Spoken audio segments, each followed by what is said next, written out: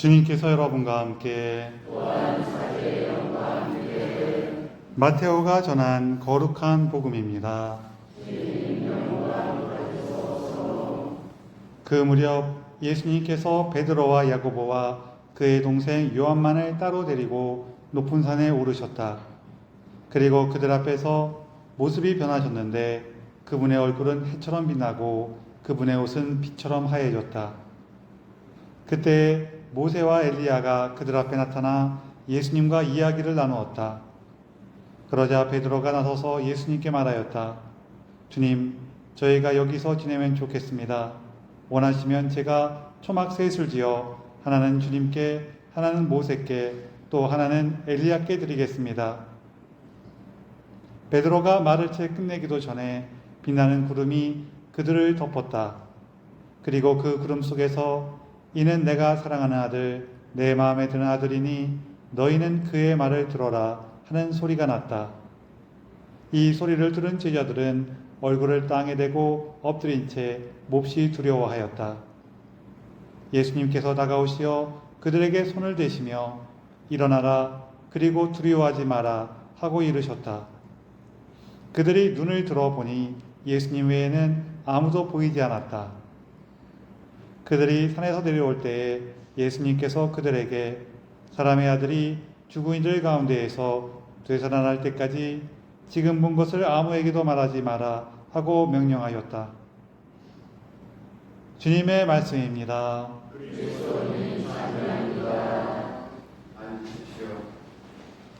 참미 예수님, 서로 인사를 좀 나누세요.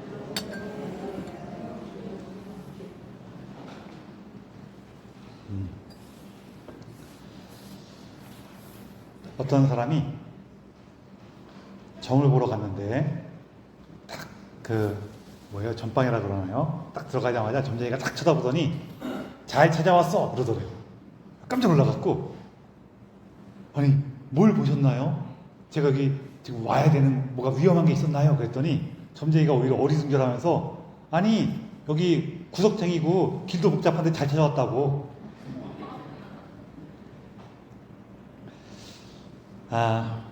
오늘 복음 말씀은 예수님의 거룩한 변모에 대한 얘기. 오늘 거룩한 변모 축일이고, 이 복음이 이렇게 우리 복음서에 따라서 그냥 쭉 읽으면서 이 복음 내용을 우리가 읽는 경우도 있는데, 오늘은 주님의 거룩한 변모 축일이에요. 요거는 이제 40일 뒤에 십자가 현양 축일이 있거든요. 그래서 곧 십자가 현양 축일은 예수님께서 십자가를 통해서 우리에게 구원을 주신 것을 기념하는 날이에요. 그리고 전통적으로 교회는 요 예수님의 거룩한 변모가 십자가 현양 축일 40일 전에 있다고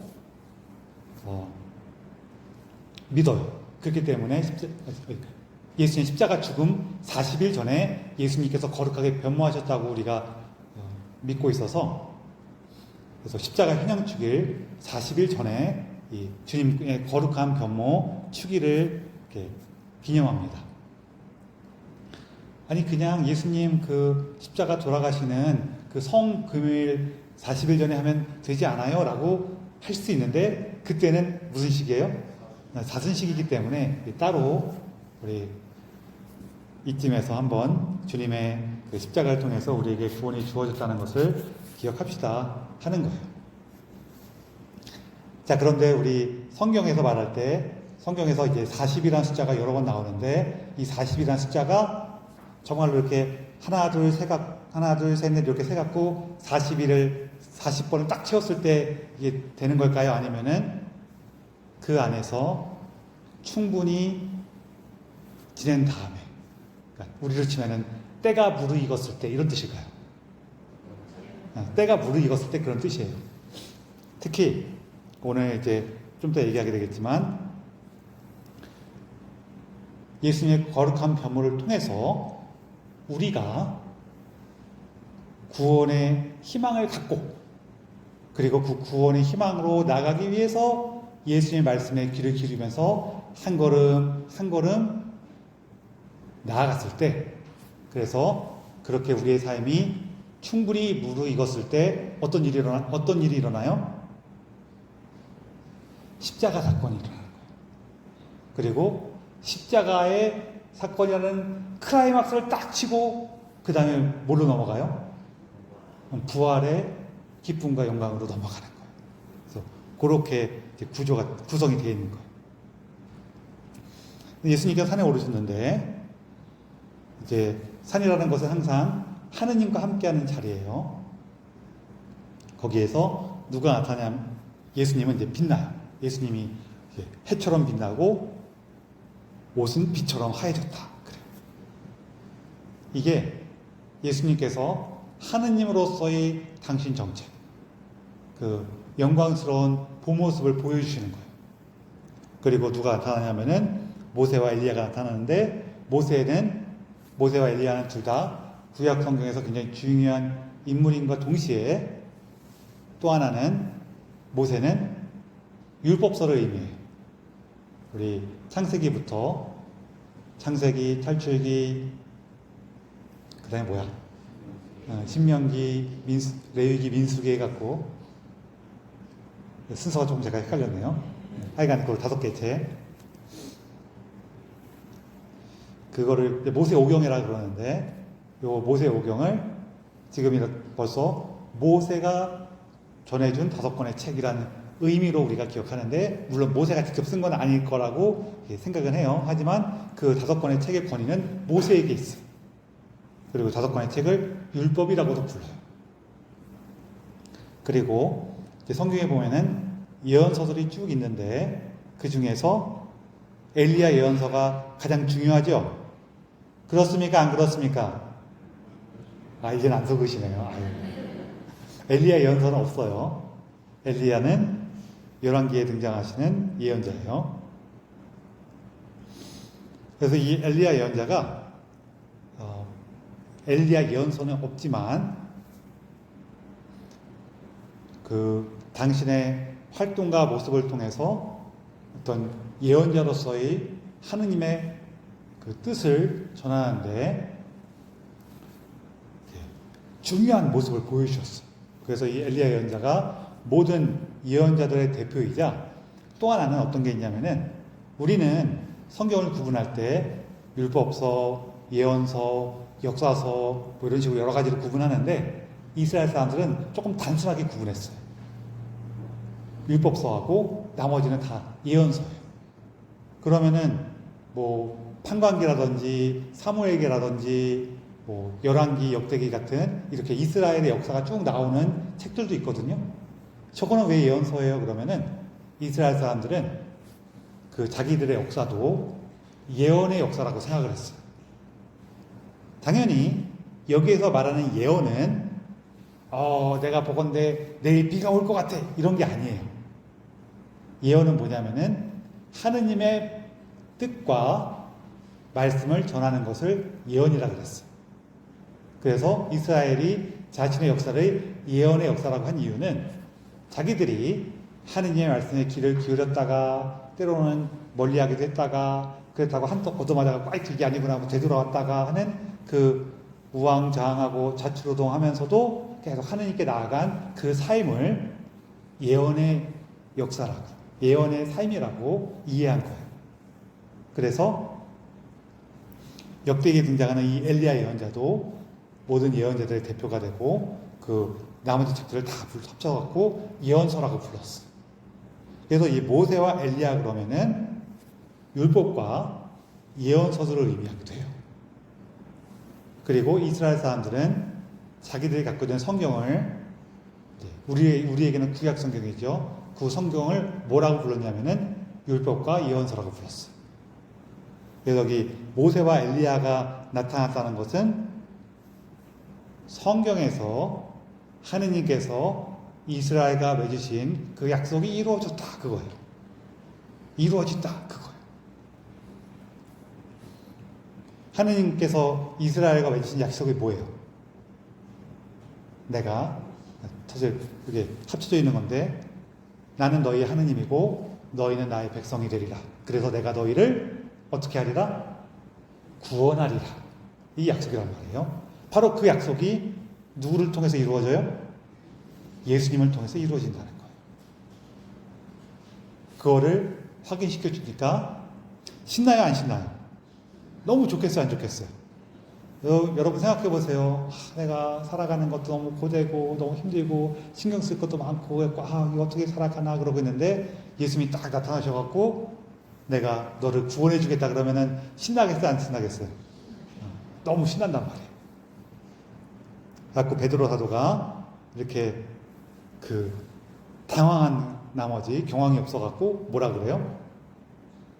사람이 이렇게 당황했을 때 자기의 이제 속마음이 나와요. 그 속마음이 때로는 진심일 수도 있고 때로는 약한 모습일 수도 있어요. 이게 항상 똑같진 않아요. 우리 술 마시면은 진담이 나온다 그러는데 그것도 진담 아니에요. 아닐 수가 있어요. 내가 뭔가 취해 있는 얘기가 나올 수도 있어요.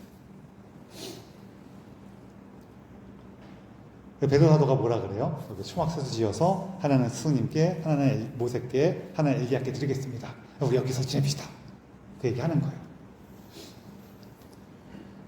우리가 이렇게 너무나 기쁜 순간을 맞이하면은 아이고 내 인생이 요맨키로만 갔으면 하는 바람이 생긴단 말이에요. 그런데 여기서 중요한 문제가 있어요. 어떤 문제가 있냐면은 지금 예수님과 모세와 엘리야가 만난 이 순간 구원이 이루어졌어요, 안 이루어졌어요? 이루어진 건 아니에요. 이루어진 건 아니에요. 구원은 언제 이루어져요? 예수님의 순환과 죽음과 부활을 통해서, 예수님의 십자가와 부활을 통해서 이루어질 거란 말이에요. 이때는 아직 안 이루어진 거예요. 그냥 그렇게 있을 거라는 희망이 주어진 거예요. 그 희망을 미리 맛본 거란 말이에요. 우리가 희망을 못 봤으면은 그것을 이제 채워 나가야 되는 게 있어. 내가 희망을 맛봤다 그래갖고 나한테 이제 있을 거야 그러면서 딱 이렇게 있으면 어떻게 돼요? 딱 늘어져 있으면은 언제 될지 몰라요. 내가 저 감나무에서 떨어지는 감을 맛있게 먹을 거야라는 희망이 있으면은 하다못해 감나무 밑에 가서 입이라도 벌리고 있어야 돼, 그렇죠? 하다못해 그거라도 해야 돼. 나가서 올라가서 따야 되지만 물론 그 감나무 밑에 가서 입이라도 벌리고 있어야지 그 희망이 이루어진단 말이에요. 그래서 이제 하느님께서 말씀하시죠. 아버지께서 이는 내가 사랑하는 아들 내 마음에 드는 아들이니 너희는 그의 말을 들어라. 그 희망을 가지고 나아가라. 우리에게 두려운 때도 있고 어려운 때도 있고 혼란스러운 때도 있겠지만 그 희망을 가지고 계속해서 그의 말에 귀를 기울이면서 나아가라. 그러는 거예요. 그리고 예수님께서도 뭐라 그래요? 사람의 아들이 죽은 이들 가운데에서 되살아날 때까지 지금 본 것을 아무에게도 말하지 마라. 그래요. 예수님의 순환과 죽음을 통해서 순환과 죽음과 부활을 통해서 이루어질 거니까 이 의미는 그때 깨닫게 된다 그거예요. 그때까지는 얘기할 필요도 없다는 거예요. 오히려 다른 오해도 살 수가 있고 다른 문제가 있으니까 이 신비를 이해한 다음에 얘기하게 될 거야 그거예요. 이게 우리 삶에도 일어나요. 우리 삶에도 내가 하느님 안에서 무언가 한다는 것은 희망 안에서 움직이는 거예요. 내가 옆에 사람에게 작은 미소 하나라도 지어주는 거는 물론 우리 안에 좋은 훈련과 하느님께서 주신 은총 덕분에 자연스럽게 나오면 참 좋지만 그 하느님께서 주는 희망이 우리를 움직이고 있는 거예요. 그래서 우리는 하느님과 살아가는 이 삶을 고통스럽고 괴롭다고 느끼지 않고 기쁨으로 여겨요. 그리고 그 맞이하는 한순간 한순간이 내가 하느님과 함께 살아가는 기쁨의 순간이란 말이에요. 지금 우리가 신앙생활 하는 이유가 아우, 나 성당 다니는 거 너무 괴롭고 힘들고, 아우, 그냥 짜증나 죽겠는데, 이렇게 계속 나오면 나중에 죽어서 천당 간다니까 나가야지. 그렇게 나오세요? 아니, 그렇게 하신다고 해서 나쁜 건 아닌데, 너무 아쉬운 거죠. 그렇죠? 그거 어떤 느낌인 거냐면 이런 거예요.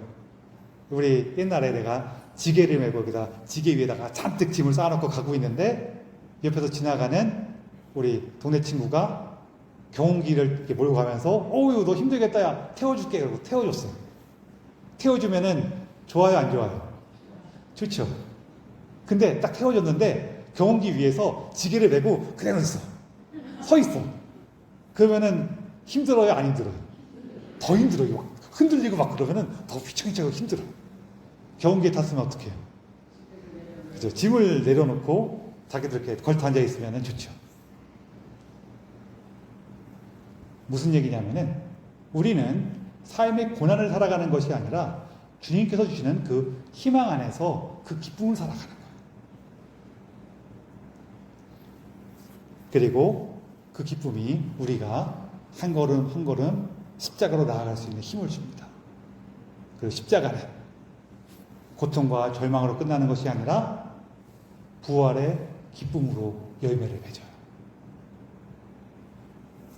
그래서 여러분, 예수님께서 당신의 이 거룩한 모습을 보여줬다는 것, 그것은 우리에게 희망을 주는 사건이에요.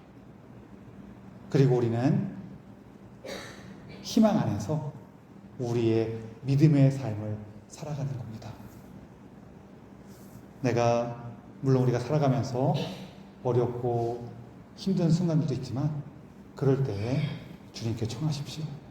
주님, 제가 당신 안에서 다시 한번 희망을 찾고 그 희망 안에서 오늘도 기쁨의 한 걸음을 옮길 수 있도록 도와주십시오.